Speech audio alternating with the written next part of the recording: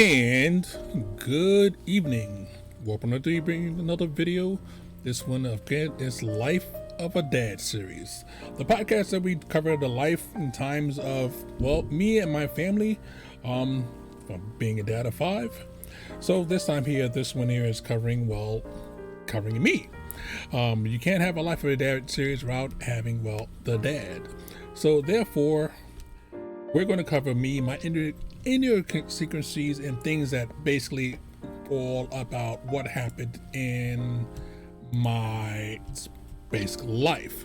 That makes me me, and basically makes it so that you can understand a little bit about what my kids and what I teach them and how is it all going. So without that, you really won't have a basis of exactly what's going on.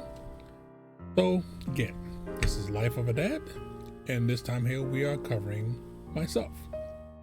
Okay, well, I am the easiest way to say it, so that I was born in New York City to a lovely woman called Minnie Lee Edwards. She was my mom. She is a person that basically raised me because it was just me and mom. That's it. My dad was not around.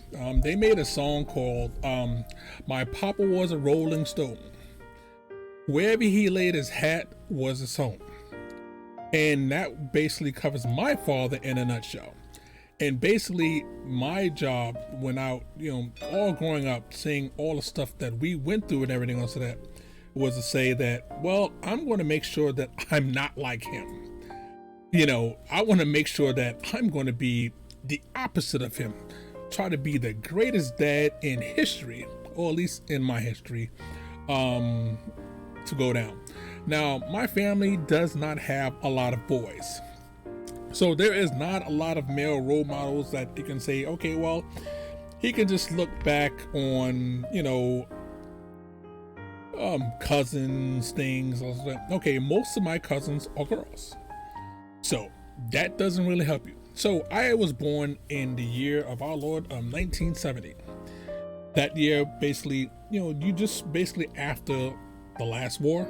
Well, we had a current war after that, but the Vietnam War and everything else like that. So people of color basically got getting their rights good, knew how to take care of themselves. Really was a time of perverse change, or a lot of change in the industry. A lot of things changed as we started getting rights, but even during that time, you had a lot of, if you're a person of color, you were disrespected.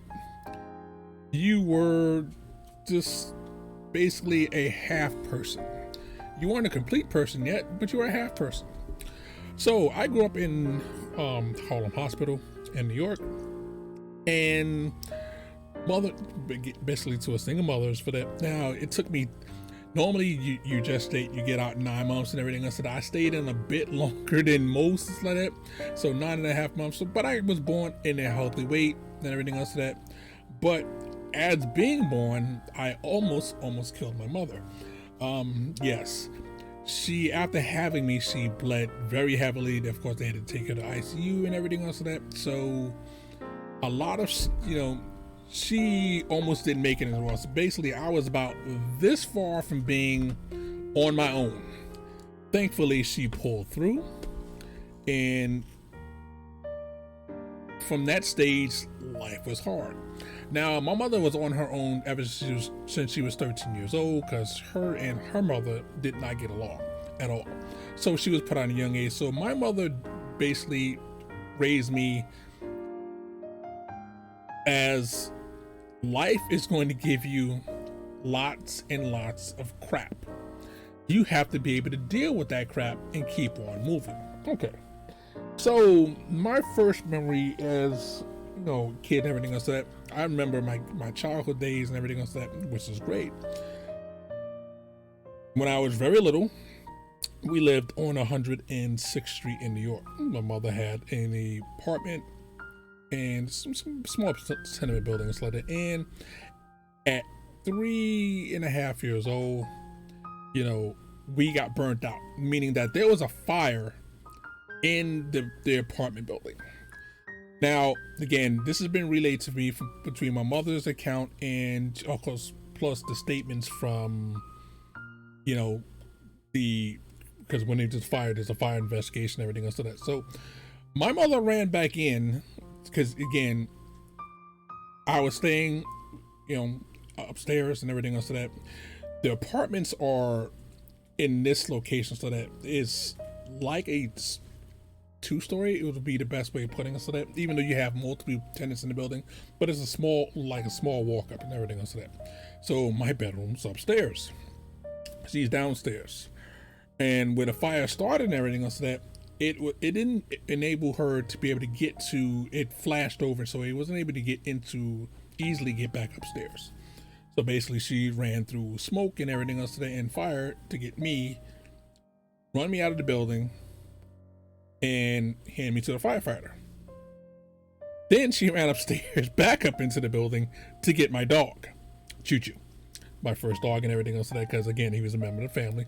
She ran back upstairs, got the dog, brought him back outside, and in the process, she brought out the one thing that I needed to sleep and everything else like that. And that was, it was a little light that looked like a cartoon character. It would have had a red tongue sticking out and everything else like that. And that was my first memory experience of that fire. So again, I'm you're talking about a really young age and everything else like that when you get burnt out. I'm still actually I was 2 years old. So when I got burnt out, so after that point there, we had to stay with Aunt Ida. She wasn't really our aunt. She was basically my mother's best friend that she worked with for a long time. So we lived with Aunt Ada on a mattress on the floor, and the only thing I had was my mom, my dog, and this little nightlight that I still have somewhere in this house to this day. So already, you see that it was a struggle not to come into this world. It was a struggle, my mom staying in this world, and it was a struggle just to survive just the first few years of my life. So, after this is too when the fire happens, but because again, I remember I was very, very young. I was still in the crib and everything else that roughly, because the crib turned into a daybed. So, my mom applied for public housing, and it takes a while to get that. So we stayed for about a year or so instead of in with Aunt Ida until public housing came available. When public housing came available, we moved into Lincoln Projects. Now, anybody that knows anything about New York City and stuff like that, the projects is the PJs. Anybody seen any of the TV shows around about the projects and everything else like that, you're living with people stacked on top of you, beside you, below you, everything else like that. Now, fortunately or unfortunately, it depends on how you look at it, we actually moved into the same building as my grandmother. She was 2 floors below us. So when we moved in, only thing we had again was the dog, the mattress, and the little night. So that was my world. That's all I had and everything else of that. Now, mom worked behind off and everything else of that, and got furniture for me first. So the bedroom set that my son has right now is the bedroom set that I've had, literally since 4 years old on. I've had it forever. So that's the mattress that the bedroom set that my son has right now. Mom didn't have the bedroom set. She had the mattress that I had, and that was her bed until she needed enough money for her to finally get a bedroom set and start to slowly, furnish the house. But again, living in the projects and everything else, that you're on your own, times were hard. This is not where you're making hand over foot. She's working in the kitchen in a hospital inside of New York City, trying to make money, to do everything else like that. So you have to think of life as being super hard in New York City. Okay, now all this time, she's still instilling in me that You cannot let things get you down. No matter how much crap is thrown at you, take it, use it, work through it. Don't sit there and be like, well, I can't do anything. Life's too hard. No. Life's hard. Get over it. Keep on marching. Okay. So growing up and everything else, so that, you know, my mom is like that. It's like, okay, well, time for me to get into school. Well, she put me in school. Now, even though in New York City, there's schools, literally you can go, 10 blocks, there's another school. So the closest school was literally right next to where we lived at. Basically, it was a block and a half away. So she happened to transfer jobs and started working for the city as, at that time, you was just called a secretary. That's it. You were, not in the ways administrative assistant now. No, you was a secretary. That's all you did.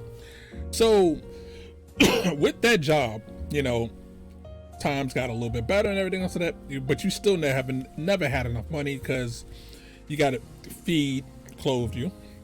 You got to bus fare, things like that, winter gear. So we had a little bit of money to do what was necessary to pay them bills and everything else of that, but we weren't flush. We didn't have a lot of money. And Christmases were hard, when you have other kids that had a dad around and everything else of that. You see them have the toy with the Kung Fu grip, the G.I. Joe, and they get the foot action. Oh, no, I didn't have all that stuff. My mom would, we would have a good Christmas this year. Then the next year wouldn't so well because, again, the money was tight. So every other year, Christmas got better. Now, what made it worse is, since my birthday is in the same month Christmas is, you had Christmas. Birthday, you didn't get both things. This money wasn't like that. Okay. You get clothes or something on your birthday. You're happy you got that, and you keep on going. Now, you're seeing me on the picture right now, so that this is me. Always had long hair. The picture before and so that you'll see, that's the only picture that I've never had hair, and that's because my godfather basically took me to the barber and had my hair cut, and my mom flipped her lid completely because that's not something that she ever wanted me to shape up to cut the hair and mess up stuff like that. So you can see here so that I had the bow tie on, excellent shirt, everything else. And she strived to get me the best, whereas she was wearing the same coat for 4 or 5 years. Whereas I would get the new coat, to win it because, again, I'm a boy. I ripped up the coat doing, being a boy. So going through stuff so that everything was going great until about, well, again, relatively speaking, life was good. I enjoyed my childhood. We happen to have a park outside, so you can actually play outside and relatively safe. So that, we always had the same curfew, and so that if you see the lights come on outside, your butt better be in the house. When school was going on and everything else, that there was no TV. Okay, I'm going to tell you right now, I snuck watching TV and everything else that. And when I got caught, well, she flayed my behind because, it was supposed to be no TV until she got home so she can check over to make sure my homework was done, that I did what I needed to do and everything else to that. So there was no thing of, well, you can shuck and jive. No, she didn't believe in that. You had to get that homework done. It better be done right. It better be done well. It better be done on time, or, well, the belt will be calling your name. Again, she was strict. Loving as hell. Bent over backwards to give me anything she could give me if she can get it. But she was hard. Because she's like, you can't mess around and think that everything is going to be handed to you. Everything is going to be like, okay, well, you can just have it and it's going to come to you. No. So I grew up in a household where, I had my own room. She had her own room. You know, we had the living room, basically a great living situation. But my mother was on the crazy side. You know, let me give you an example. Okay. My mom treated everybody the same way. If you need or you are in need, you can come to Miss Minnie and say, Miss Minnie, if I need something. If she had it, she would try or help you some type of way to get to you. So this was, I think I was about 7 years old. Mom had made some chicken, big pot of collard greens, rice, and everything else of that. You know, she cooked in big batches, so that batch will last a few days. You had leftovers. I eat leftovers because, again, I'm used to saying, okay, that meal, I know to heat it back up again, so if she's not home ready, get something to eat and everything else of that. Boom. Okay, so people come in and out because my house was basically like the community center. Mom made me a plate. Now, this man that, you know, again, my front door was always open, meaning that it literally opened. Most people had their door closed. My mom's door was open. It was propped open. You had the little wedge to keep it open because where we lived at, it made sure that you had a good air circulation. So we didn't have AC. So that air movement made everything. It's like, okay, they kept the house cool. You know, you had your fan going, everything else. So that it made sure the house felt nice. Again, we didn't have money for no AC to put out an AC unit in the window and everything like that. So guy comes in. Mom, first thing she asks, so that, are you hungry? Because again, if you come in our house when dinner time is, again, we make enough, and it's gotta last, but still, she doesn't want anybody to go hungry. Mama's just like, you know, a person will give you food, but they won't give you shelter, you know. So she's like, okay, do you need, you know, a plate? I'll fix you a plate if that's what you need. Guy said, no, I Miss Minnie, I don't want anything. I'm just gonna sit right here and listen to some music and everything. Okay. So mom went about her business to let her finish, you know, doing stuff inside the kitchen with it, and I'm sitting there eating my food. Now, I don't know what this guy was thinking, but he reached in my plate, took my chicken, and started eating my chicken. Now, I started bawling out the eyes like that because it was my chicken. It's like that. And I only eat that. I was like, Mom, he took out the chicken. Now, she came out from where she was like, boy, because she called everybody boy. Because, again, they were younger than her. So didn't I just ask you, did you want something to eat? Why would you? That made her mad. And then his response, and I don't remember what the response was, but it made her so mad that she basically lost her damn mind. Now, the projects are, the walls are concrete with plaster around it, and the walls are steel, reinforced walls and steel with concrete and everything else like that. So she went to the closet, got her pistol out, and tried to shoot off the top of his head. Now, again, when she gets really, really angry, this is why I was talking about the anger management thing, so that she'll lose spatial awareness about what the hell is going on. She forgets I'm in the room. So she's shooting at the guy. Now, again, she's not shooting to where I'm at, of course. But the problem is, concrete and steel is a ricochet waiting to happen. So she shot at the guy. The thing just barely missed him, ricocheted and everything else. So that then it came to awareness to her, and it's like, that, what the hell am I doing? My son's, even though, again, he's on that direction, I'm this direction, but still, if you hit the wrong thing, it ricochets around and bad things happen. So, yeah. So that's where you can see where you can talk about the anger management issues that I have, because I inherited from my mother, and I know she inherited from her father. my grandfather. I'm going to the situation that in just a minute.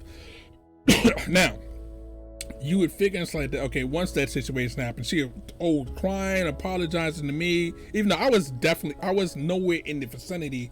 I'm this way. Again, I'm in the opposite direction of where she's shooting at, but still, she lost her mind for a second because the anger just welled up like that, and then, things like that happen. Okay. That incident showed me that, and let everybody else know everywhere, because of course she told the police came, everything else like that. My mother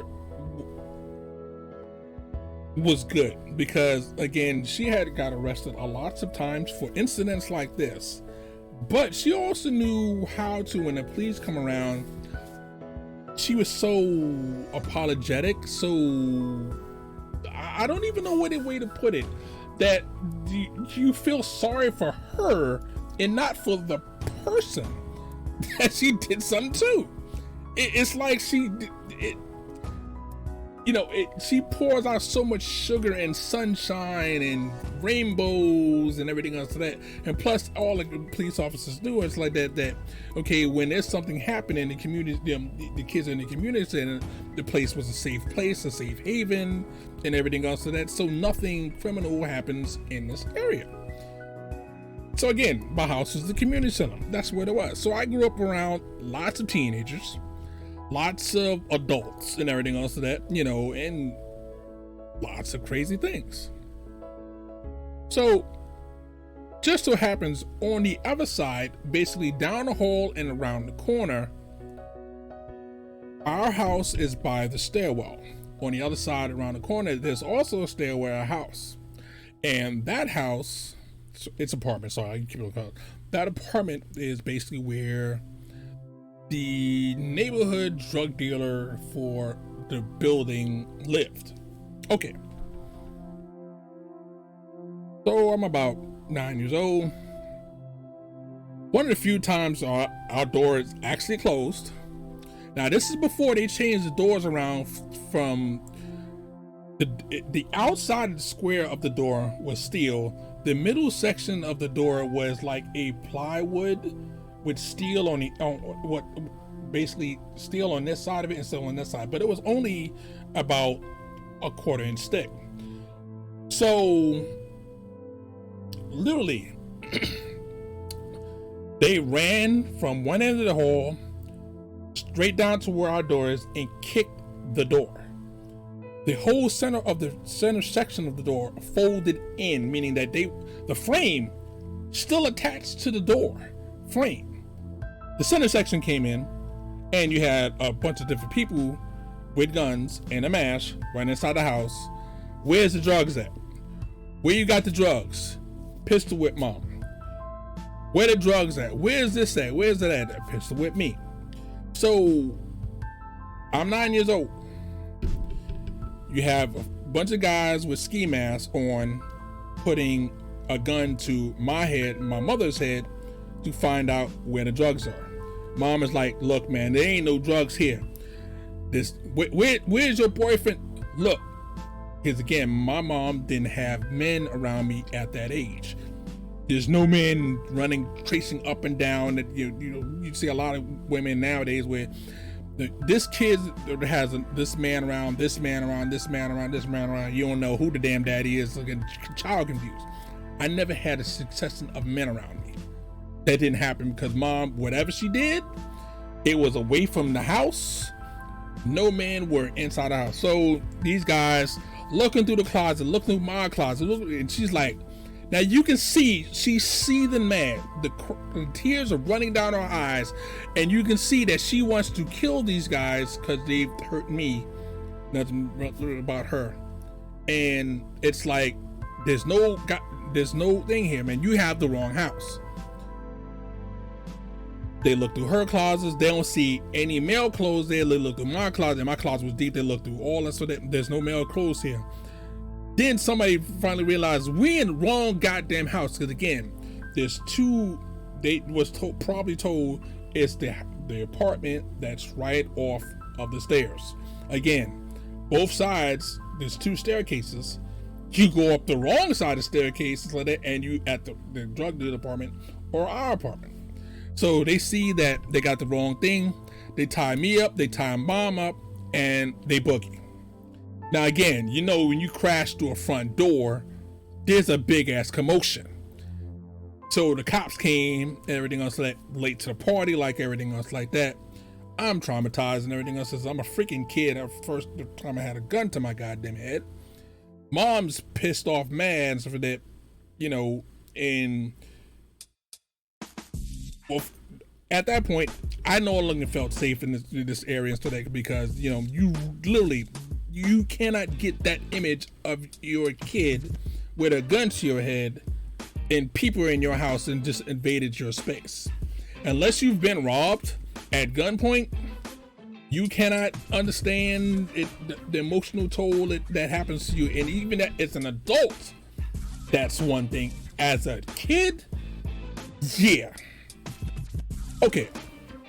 So after that happened, it's like that, you know, Mom is trying to make arrangements to have us transferred, because if you're in housing, you can request a transfer to another housing project. In the meantime, they changed the door from the standard door to the full steel door. Now, we were the first apartment that had the full steel door in almost all of housing. Within the next 2 or 3 years, they started changing over all the doors to that after this incident, because she could have sued the city and everything else that for, you know, for the crap door. A lot of shit that could have been different happened, but you know, you don't got money for a lawyer. Again, you're a person of color. Yeah, you know, stuff don't come to you like that. Okay, so the transfer finally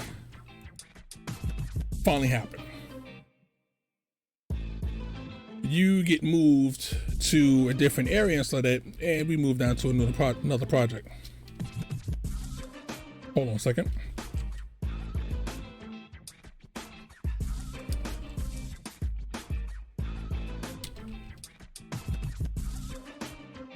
So we can move to another project. Okay.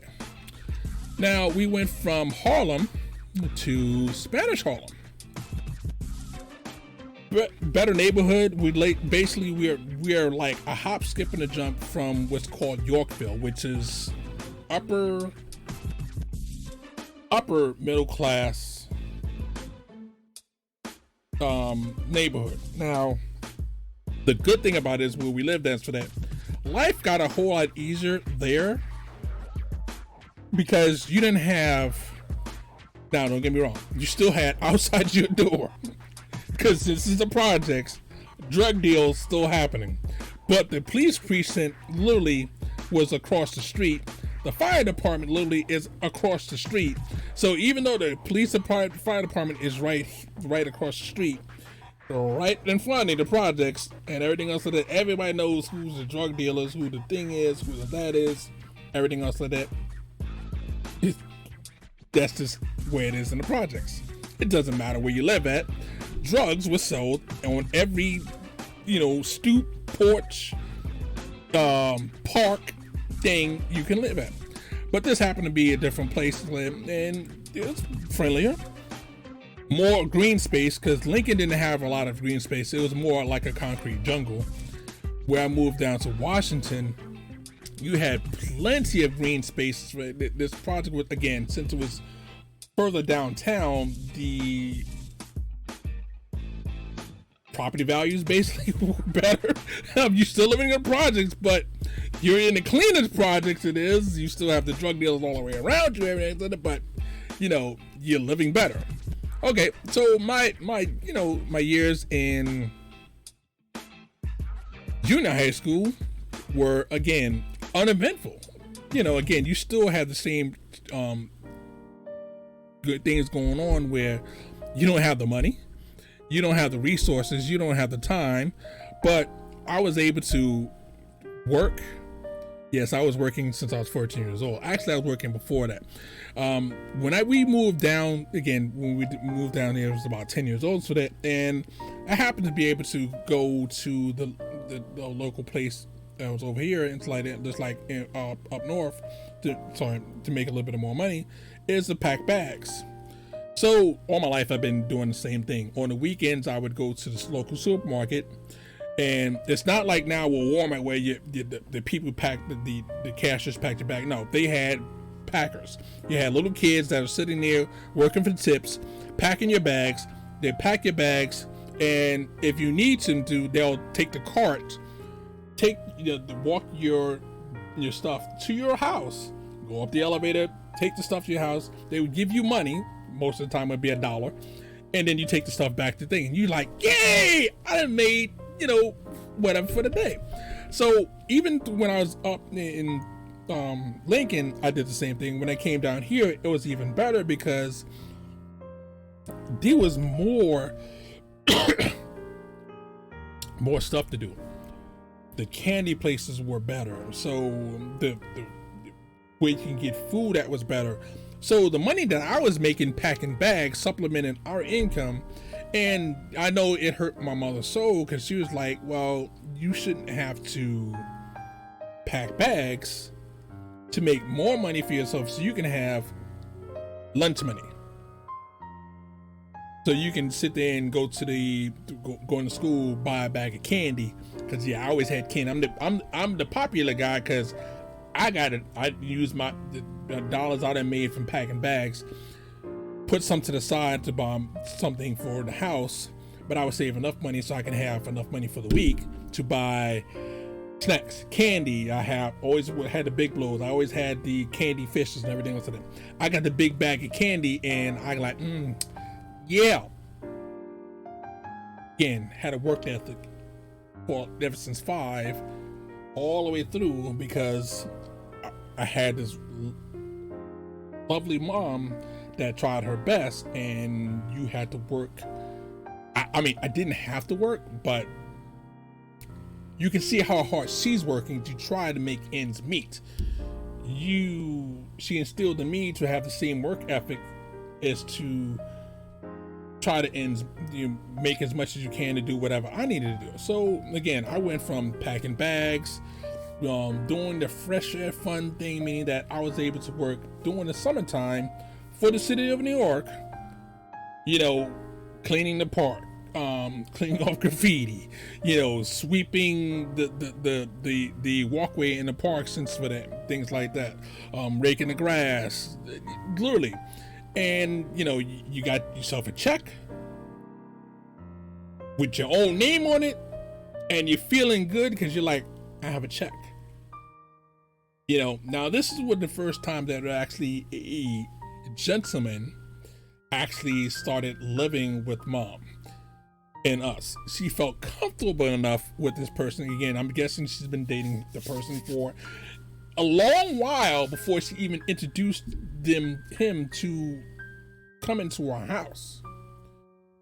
So you have to respect her game, as that this not just bringing man after man after man in. This is like the first man that's been around for a while and everything like that.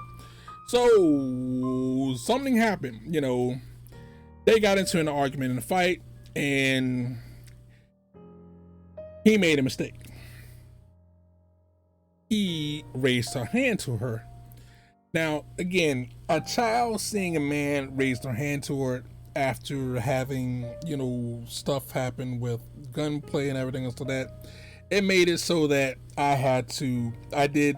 it angered me, and I grabbed a baseball bat, and I took a baseball bat to the back of his head.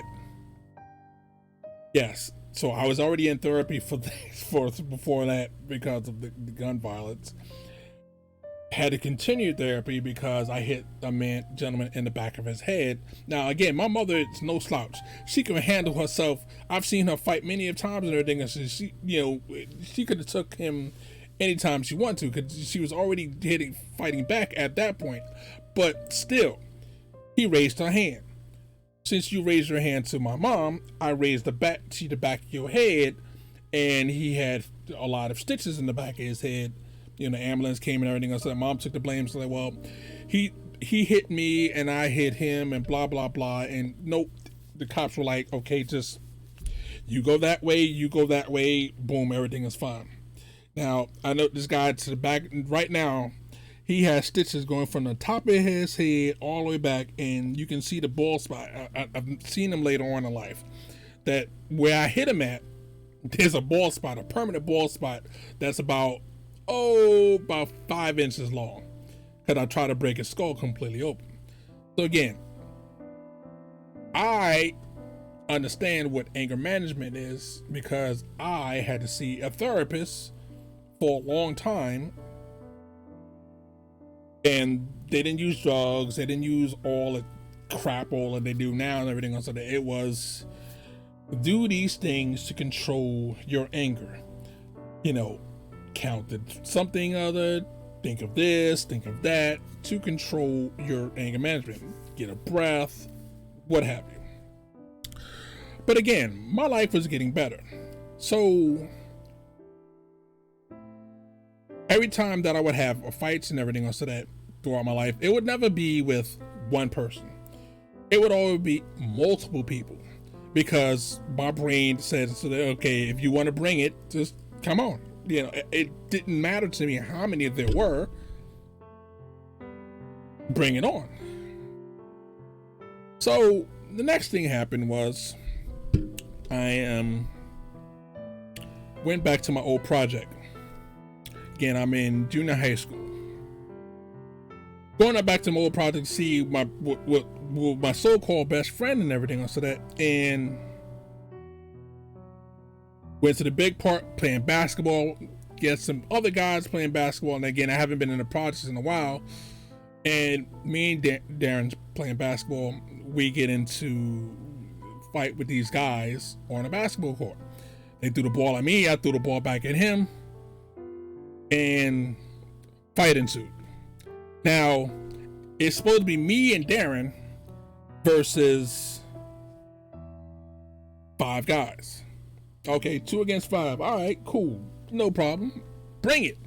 Again, that's how my mentality was because I was brought up to be, you know, self-sufficient. If it's going to fight, going to break out, you got to do what you need to do. Darren, my supposedly best friend, runs off like a little biatch. Leave me there alone. The punches coming at me from this way, that way, every way, but I'm throwing punches back this way, that way, and everywhere too. Now, what makes it worse is Darren had a bat in his hand that he could use as an equalizer since we were outnumbered. He runs off. Okay. Now, this was a guy named Vincent. We've been enemies forever over an incident I'm not even going to cover. Darren runs off. Vincent picks up the bat, and it's me and my worst enemy versus these fools. And we don't throwing down. Now, by the time this happens, since everybody still knows me in the neighborhood, they done contacted mom. Mom's running this way. All the people from 2120 is running this way and everything else of that. Because these guys wasn't really from the neighborhood. They was from the next projects over. So they throwing down on us. We handling the business the best we can. But our posse, again, from where I live at, it's about a half a block away. In project terms, they come in and it's like that, and they see them coming, then they run off. Now I have to sit there and thank the person that's my worst enemy in the world. Yo, thank you, man, for. He's like, yo, I don't like you and everything else to that, but I ain't gonna let you go out like that because we always have respect for each other for that. How is it that the person that's supposed to be your friend, your best friend, run off like a little bitch? Okay. So that's why I have the philosophy so that I have a lot of people that are associates. I might use the word friend, but that term don't really quantify with me. If you can't be there when I need you the most, when I'm down and out, When that need is great, you not my friend. You's the person I hang with. We buddies. We associates. But friend? No. Now, that might be wrong of me. That might be why I don't have friends like that and everything else, because I don't. But there's people I know, respect. We talk, we cool, but I don't do friends. Because friends will let you down at that critical moment when you need them the most, and they're gonna run off on you. Your family, they ain't always your friends either, unless they close. That's the reason why I instill in my kids and like that. You got to have each other's back, no matter what the hell else is going on. You got to be there for each other, because if I'm not there, mom's not there, you got to be there for your brother or your sister. Don't count on anybody else to come save you, because there's no white knight ride up on no fucking horse coming to say, I'm going to save you. No, there's no such thing as Captain Save-A-Ho, because I done did that too many times in my life. I'm riding to someone's rescue to help them, but when the time for them to help me, you hear crickets. Well, I wish I can help you. No, see, okay, bye. So that's how my life was, and that's just the teenage years. Now, I'm getting old and some of that. I'm working, I am going to school, finally hit high school, which is cool. So, I'm in the 4th or 5th best school in New York City, Aviation High School. And you had your Stuyvesant, your everything else of that, your specialized school. New York, you had specialized schools where you are the best of your best in medical or mechanical or whatever your brain process is. If you can pass that specialized test to get into that school, you can get into the school. It's not just a regular public school where any Joe Smo can come inside and ride up in like, yo, I'm in, whatever. No. Aviation High School, now it might be different now than it was then, but you had to take a test to get into that school.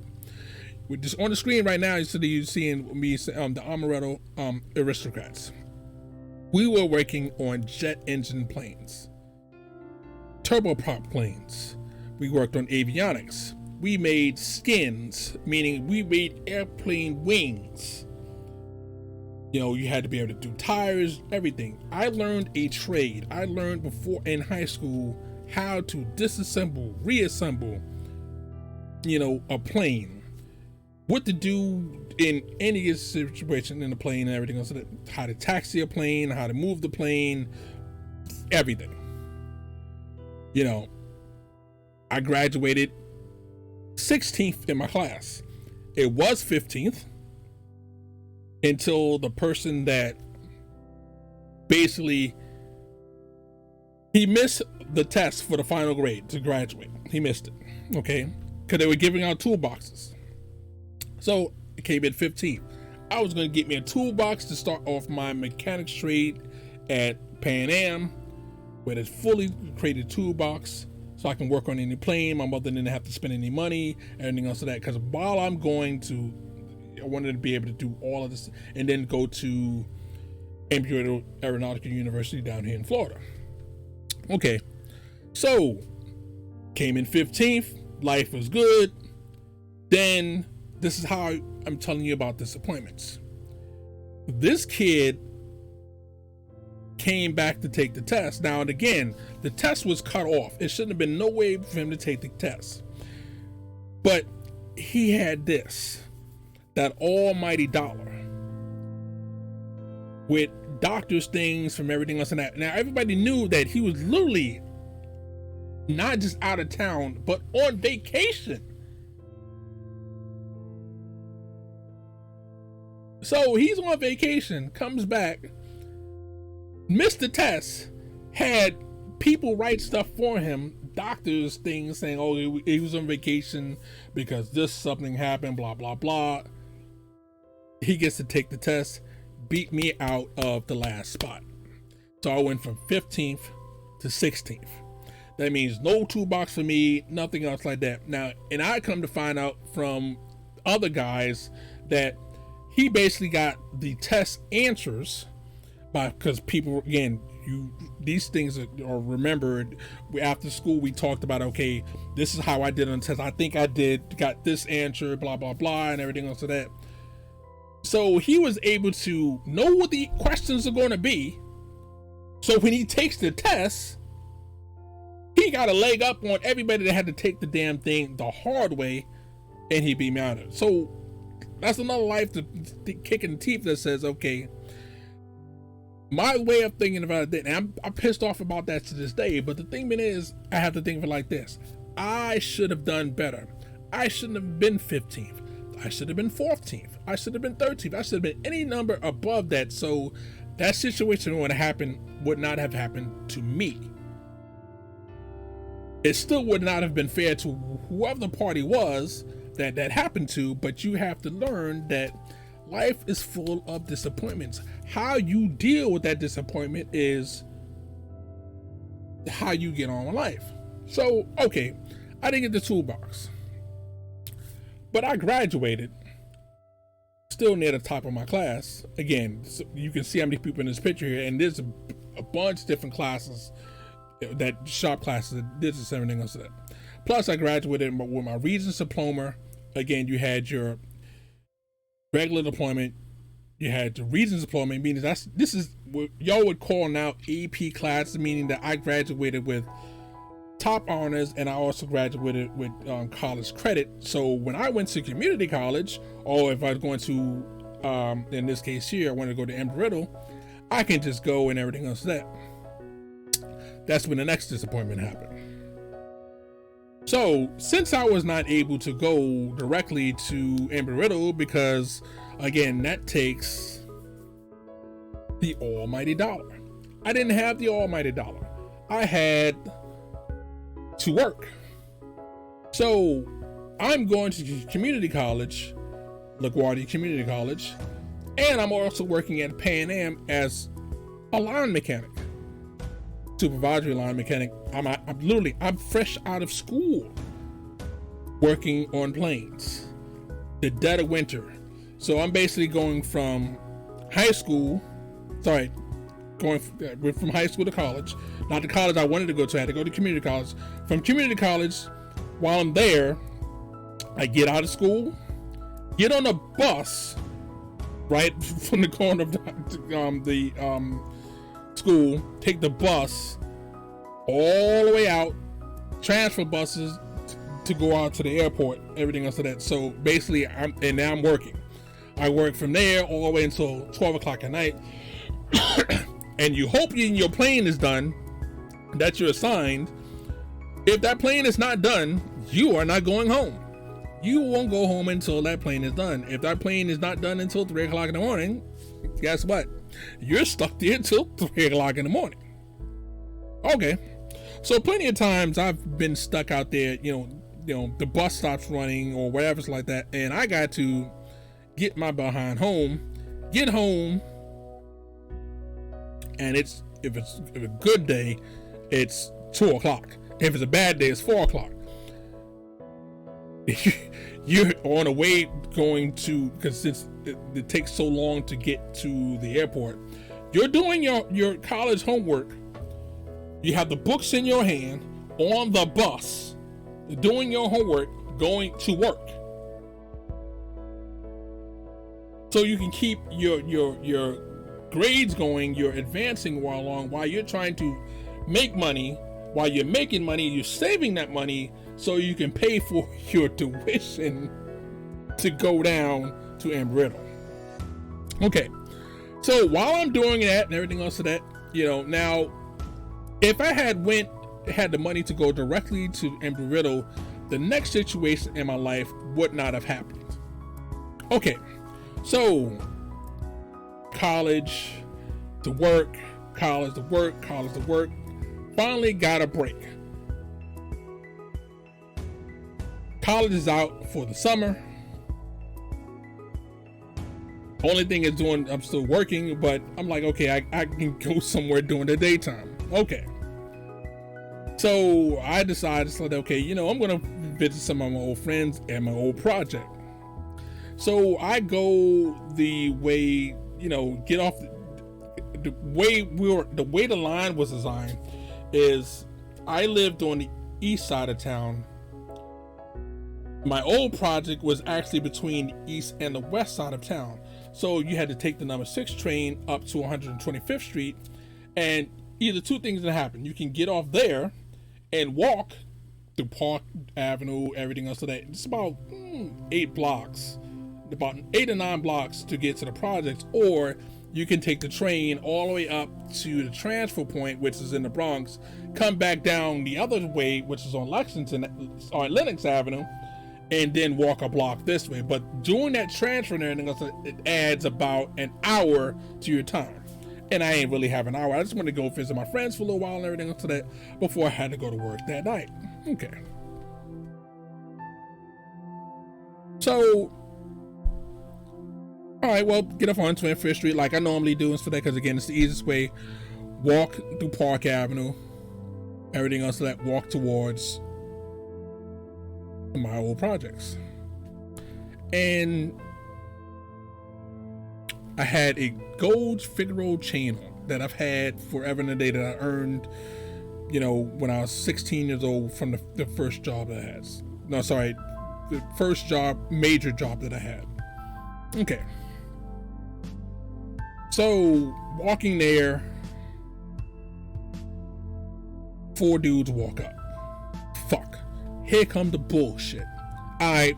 So in New York, you tend to walk, and even though you scan around, you see what the hell's going on, you try to mind your business as best as possible. So if you ain't making eye contact with them, they ain't making eye contact with you, unless they really want you for some reason, so that everything is fine, everything is groovy, everything is great. So they done seen the chain on my neck. I'm like, okay, here's this bullshit about to happen. Okay. So my mind said, okay, it's time for me to cross the street, so I won't be going to places where I can get snatched up at. These fools run up into the middle of the street. Next gun to my head. Fuck, here we go with this bullshit. All right. So they snatched me up going towards where their project is now. There was a lot behind where their building was. So snatched the chain off my neck. Give me your money, your wallet, and everything else. And then now I'm smart enough to know, so that New York City and stuff like that, you don't carry a lot of money if you have it. My wallet basically had my driver's license, everything else. So they go into the wallet and there ain't nothing in it. Snatch the chain, they run off. I'm still alive, but that's the second time in this lifetime that I've had a gun to my head. I'm mad, pissed off, and everything else that. But these fools, thankfully, run up to their apartment, everything else that, being loud and stuff like that. Yeah, we just tell all the other friends, yeah, we just jacked this fool outside, took his chain, and there was everything else like that. We got all his, I'm listening to the conversation, and I'm like, okay, flag down the police. I'm like, look, I just got robbed. I know exactly where these guys are. I remember their faces and everything else to that, because they had no mask on. They got the one. I bet you they got the chain around my neck. Now my chain was engraved, so it had my initials on the chain. Okay, please roll up and dance like that. All right. They try to play all the officer. Nah, we ain't robbed this guy, man. Yo, we ain't got his chain, everything like that. Guy got the chain around his neck. I'm like, officer, the chain right there. The chain is around his neck. Nah, man, that's my chain, everything else like that. I said, officer, if you get to look at the chain on his neck and everything else like that, if you look at the clasp, my initials are graved into the clasp. Officer checks the command, see the engraving or something. What should...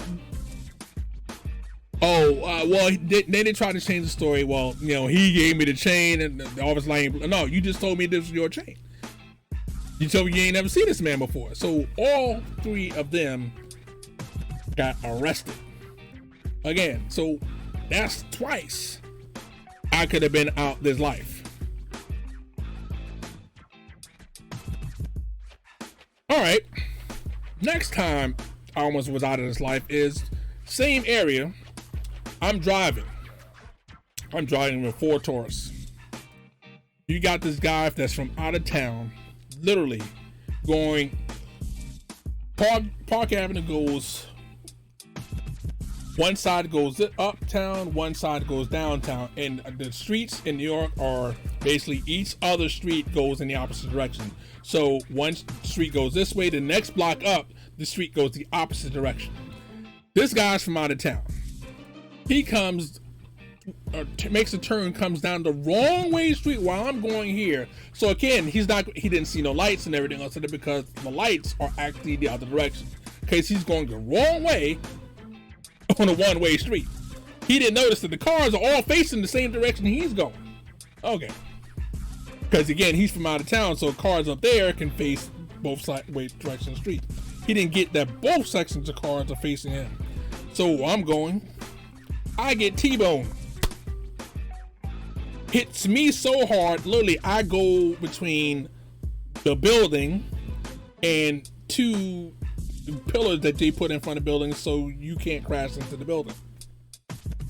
Hit me so hard that literally I went from the driver's seat and I am now sitting on the passenger seat. No, seatbelt still on. The whole car is basically pushed in. So the seat where the seat's supposed to be at ain't there no more. Me and the seat is sitting on the other way. Still alive and kicking. Everything else that hurt bad as F. But again, go away from that situation. It's not my time. But it's my time to get things done, to get stuff I need to do. So finally I'm like, okay, New York is basically done with me. New York is not where I want to be at anymore because life is saying that you need to get the F out. You need to go somewhere else. You need to be gone. You don't need to be here. That's why I came down to Florida. I always had in my mind that I am never going to have kids until I have, because again, how my life was, no kids until I'm 30. I always had that in my head from the beginning. I had lots of girlfriends that were like, well, no. I broke up with a lot of women for the same reason. I am not having kids until I'm 30 years old.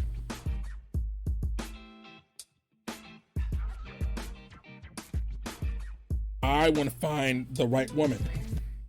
I want to have a house, cars, so if anything happened to me, they would have some way of sustaining themselves if I am not around. I want to be able to be in a situation where I don't have to be the wonderful, the immaculate house, but it's got to be something that if I'm going today or tomorrow, they can actually live until they are grown themselves and to get their own place. I've had a lot of things happen in my life, and what I'm telling you right now is just the highlights. There's other effed up things that's happened to me as well, I am the product of, I was raped in my lifetime. People don't say that, like, your guy was raped. Yes, guys can be raped by females. Again, because I didn't want to have kids, so therefore you're going to take it wherever you can get so you can have a kid. Things happen that you have to look in perspective and be like, you have to be able to say, this bullshit has happened. Okay, keep it moving. Keep moving along. Keep going one step further and further until you get to where you need to be. This is what I'm trying to instill into my kids. Do I go about it the right way all the time? Hell no. Because I am a damaged individual. I have problems of my own, but I attempt the best I can to make sure that these problems don't rub off on them. I try to have them be, and you always want them to be better than you. I can go more to this and everything else about me and everything else, but I think that's a good background of who I am, where I come from, and what my philosophy is. If you want to know more about me and everything else that, feel free to leave a comment and everything else that. I sure appreciate it and everything else that. I'm going to put this on YouTube, and of course I'm going to upload this to the podcast as normal. But again, I want to keep this a little bit shorter today because it's already almost an hour. But this is Warp 3, Duke Edwards saying, hopefully you have a good night, have fun, and again, take care of your kids and your family. Bless.